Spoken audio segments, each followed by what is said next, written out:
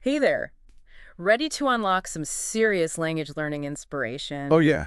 We're diving deep into an article today called Uh, Top 15 Compelling Reasons to Learn Portuguese in 2024. Right. And you know what? What's that? I have a feeling this isn't just casual curiosity for you. Hmm. There's something about Portuguese calling your name. Absolutely. I think so too. You're spot on with this one. Yeah. What's so fascinating about this piece from Okay. Linguid, for those who don't know, Yeah. is a website for independent learners. It is. What's really interesting is it's not just informative. Yeah. This is a call to action. Really? The author, Willie Chidati, Okay. he clearly wants readers to feel that spark, that I can do this Yeah. energy. Absolutely. It's like he's bottled up the joy of learning a language and poured it right into this article. Totally. And he starts off with a Yeah. classic motivator, Yeah, what's that? travel, Ah, yes. Portugal, Brazil, Mozambique, Angola. Wow. The article highlights the incredible diversity of Portuguese-speaking countries. And it quickly goes beyond that. Okay. It goes beyond just ticking off destinations on a list. Okay. And it throws out this fact, which is just like, whoa, Okay. over 260 million Portuguese speakers Wow. worldwide. Wow. 260 million. That's a lot of people. That's not just about ordering another pastel de nata when you're in Lisbon. Right. This is about tapping into Yeah. a global network of people, ideas, and opportunities. I like it. The article specifically mentions international trade. Right. And that makes sense, right? Yeah. You think about the growing economies in Brazil, Angola. Mm-hmm. You could be ahead of the curve if you're already proficient in Portuguese. 260 million. Wow. Yeah. Suddenly I'm picturing myself like closing these business deals in Sao Paulo, There you go. negotiating a translation gig for the next World Cup in Brazil. Now you're getting it. All right. And speaking of careers, Okay. the article also touches on some academic fields Mm-hmm. where Portuguese is a huge asset. Like what? Linguistics, Okay. international relations, Right. Latin American studies. Mm-hmm. Knowing Portuguese Mm-hmm. opens doors in these areas Yeah. that might be closed to those who don't. It's like a secret password to a whole new world of knowledge. I like that. Okay, so we've got the travel bug. We've got the career aspirations. Covered. What else does this article highlight? Yeah. It wouldn't be a complete deep dive into language learning Right. Yeah. without talking about the cognitive benefits. Oh, of course. Learning a new language, Yeah. especially one as complex and nuanced as Portuguese, Mm-hmm.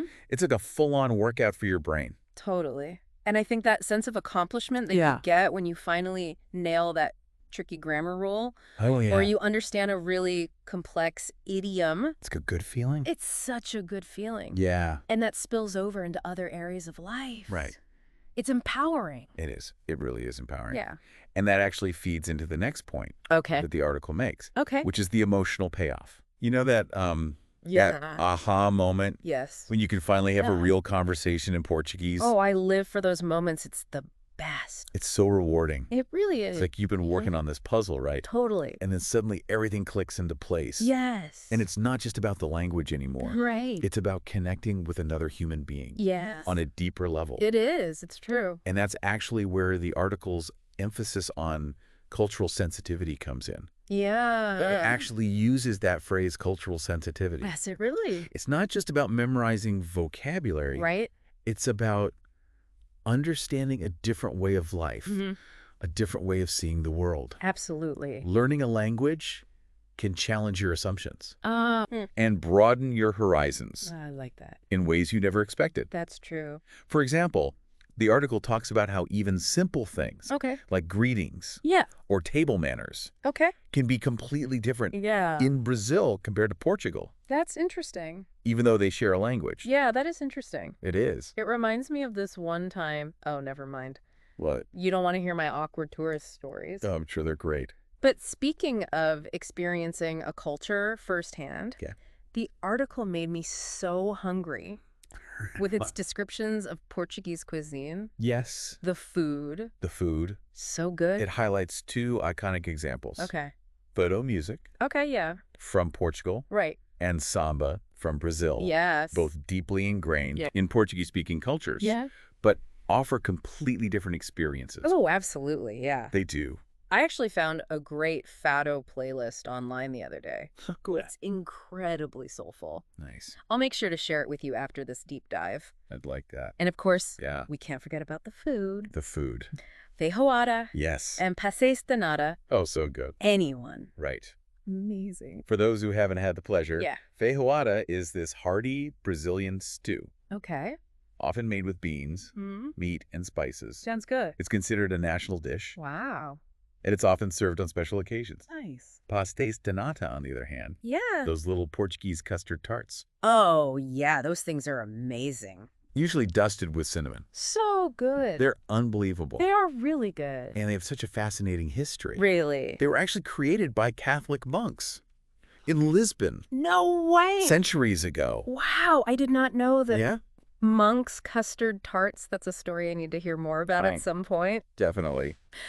But it makes sense that the article highlights these specific dishes. Yeah. It's not just about tantalizing your taste buds. Right. It's about understanding the history, Mm. the traditions, Yeah. the passions that shape a culture. It's all connected. It really is. Food is like a shortcut to a culture's heart.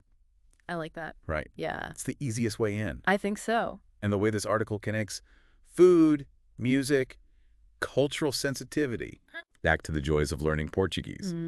Really clever. It's smart. Yeah. It's really making me rethink how I approach language learning in general. Really? Yeah, like it's not just about the destination, Yeah. you know, like finally being fluent. Right. It's about enjoying the journey, those Yeah. little aha moments, Yeah. the Yeah. cultural discoveries along the way. Totally. It's about becoming like a citizen of the world, I love that. one language at a time. That's a great way to put it. It really is. Yeah, and that actually kind of brings us to another fascinating point Okay. that the article makes. What's that? It's the idea of Portuguese as a gateway language. Oh, I love that. It mentions that because of the shared roots with other Romance languages, Yeah. you know, learning Portuguese could give you a head start in Spanish, Italian, French, Mhm. even Romanian. Right. Suddenly, those 260 million Portuguese speakers, Yeah. they feel like the tip of the iceberg. Exactly. Exactly. It's Yeah. like you're not just learning one language, Yeah. you're unlocking this whole family Total. of languages and cultures. Yeah. It's a powerful motivator, and it's something I think a lot of language enthusiasts, Mm. especially those just starting out, Right. they don't always consider. Yeah. We get so focused on that immediate goal, Yeah. learning Portuguese, Right. but we forget to zoom out and see the bigger picture. That's a really good point. Yeah. It's like that saying, like, when Yeah. one door closes, another one opens. But in this case, it's not really even about a door closing. Learning Portuguese, it's about a whole world opening up Yes. with all these pathways Exactly. to other languages and cultures we might never have considered before. I love that. You know? It's a great point for them to end on as well. Yeah. Because it leaves you with that sense of possibility, Yeah. that excitement to keep going Totally. and to see where this language journey might lead you. It's true. Yeah. It's definitely given me a lot to think about. Like what? Well, if Portuguese can be a gateway to other Romance languages, what other language families might have those kinds of connections? Oh, interesting. Right. Yeah. Could learning Finnish unlock Estonian or Hungarian? That's a good question. Or maybe Mandarin could be a gateway to Cantonese or Vietnamese? I don't know. It's like we've got this linguistic treasure map, I like that analogy. and we just have to find the right starting point. Find the X that marks the spot. Exactly. That's a great way to put it. Right. So for anyone listening who's feeling that spark, Yeah. that pull towards Portuguese, remember, What's that? it's not just about learning a language. Mm. It's about embracing this whole new world of possibilities. Absolutely. And who knows, it might just be the first step on an incredible multilingual journey. Well said. I think that's a perfect place to end it. I think so too.